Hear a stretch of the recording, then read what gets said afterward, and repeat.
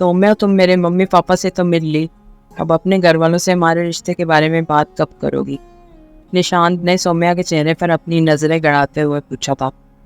निशांत, तुम चिंता मत करो, मैं आज ही अपने मम्मी पापा से हमारे रिश्ते के बारे में बात करूंगी। और मैं लड़की हूँ ना, इसलिए डर भी लग रहा है, कहीं घर वाले तैयार नहीं हुए तो। तुम एक बार बात करके देखो तो सही, अगर बात नहीं बनी तो मैं अपने घर वालों को भेजूंगा तुम्हारे घर पर हमारी शादी की बात करने। निशांत ने हिम्मत बढ़ाते हुए कहा। फिर दोनों कॉफी कैफे से बाहर निकले और अपने अपने घर की ओर चल पड़े। सौम्या पूरे रास्ते एक ही बात सोच रही थी कि जब वो अपने मम्मी पापा से निशांत के बारे में बताएगी तो वो लोग क्या सोचेंगे। घर पर तो जैसे बम ही फट जाएगा। वह घर पहुंची तो उसके मम्मी पापा दोनों पास बिल्कुल सामने ही सोफे पर बैठे मिले। सौम्या मन ही मन सोचने लगी कि इससे अच्छा मौका मुझे फिर कभी शायद नहीं मिलने वाला। हिम्मत करके अब मन में जो है वो बता देना चाहिए। माँ पापा, मुझे आप दोनों से एक ज़रूरी बात करनी है, सौम्या डरते डरते अपने पापा से बोली थी। हाँ हाँ बेटा बोलो ना, क्या बात करनी है तुम्हें? उसके पापा ने मुस्कुराते हुए कहा।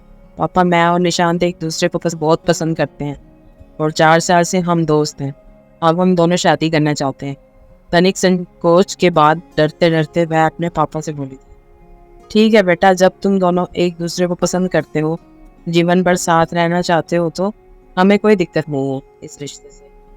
मैं और तुम्हारी माँ कल ही निशांत के घर जाते हैं तुम्हारा रिश्ता लेकर, सौम्या के पापा मुस्कुराते हुए बोले थे।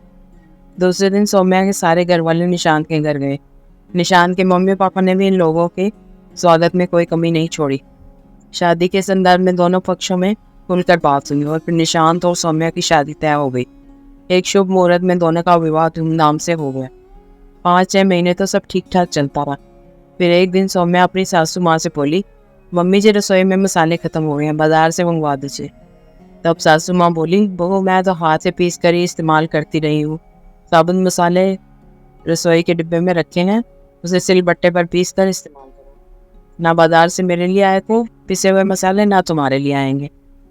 सासू माँ की दो टूक बातें सुनकर बेचारी सौम्या अपने कमरे में जाकर बहुत रोई। निशांत के घर आने के बाद आज की घटना के बारे में उसने उससे बताया तो उसने साफ शब्दों में कह दिया, मैं अपनी माँ से कुछ नहीं बोल सकता। दूसरे दिन रसोई का काम निपटाने के बाद सौम्या कपड़े धुलने के लिए वॉशिंग मशीन लगा ही रही थी, तभी सासू माँ वहाँ आ गई। अरे बहू, तुम मशीन में कपड़े धोने जा रही हो क्या? जी मम्मी जी, सौम्या बोली। हाँ तो गिने चुने 4 कपड़े धुलने हैं, उसके लिए मशीन लगाने की क्या जरूरत है? वो तो तुम हाथों से भी धो सकती हो, फालतू में बिजली फूकने के लिए क्यों तैयार बैठी रहती हो? सासू माँ ने कड़े स्वरों में कहा था। बेचारी सौम्या सुनकर अवाक रह गई थी।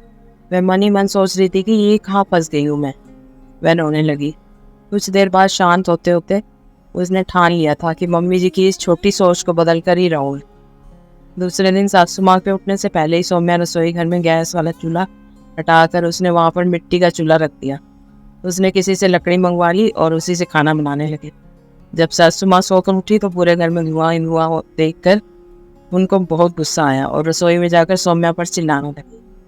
अरे बहू, ये तुमने क्या कर रखा है? पूरे घर को काला करोगी क्या? सौम्या की सासू माँ गुस्से में बोली थी। अभी तो वो सिर्फ चूल्हे के लिए ही चिल्ला रही थी। इतने में उनकी निगाह कोने में रखे जाने वाले फ्रिज पर गई। वहाँ फ्रिज की जगह पर मिट्टी की सुराही रखी हुई थी। फिर तो उनके गुस्से की कोई सीमा ही नहीं रही। तभी सौम्या उनसे लिपट कर प्यार से बोली, मम्मी जी, मैं यही तो आपको समझाने की कोशिश कर रही थी कि आज के समय में गैस चूल्हे पर खाना लोग इसलिए बनाते हैं जिससे समय की बचत होती है। फ्रिज में सामान इसलिए रखते हैं जिससे घर में रखे खाने पीने का सामान खराब ना हो। मैं आपका अपमान नहीं करना चाहती, पर आज के ज़माने के हिसाब से चलना सीखे तो बेहतर होगा। यह सब सुनकर उसकी सासू माँ की आंखों में आंसू आ गए। वे प्यार से उसके सिर पर हाथ रखकर बोली, सही बोल रही है तू, मैं ही नहीं समझ पाई इन बातों को। आज से तुझे जैसे अपना घर चलाना है चला, मैं कभी कुछ नहीं बोलूँगी।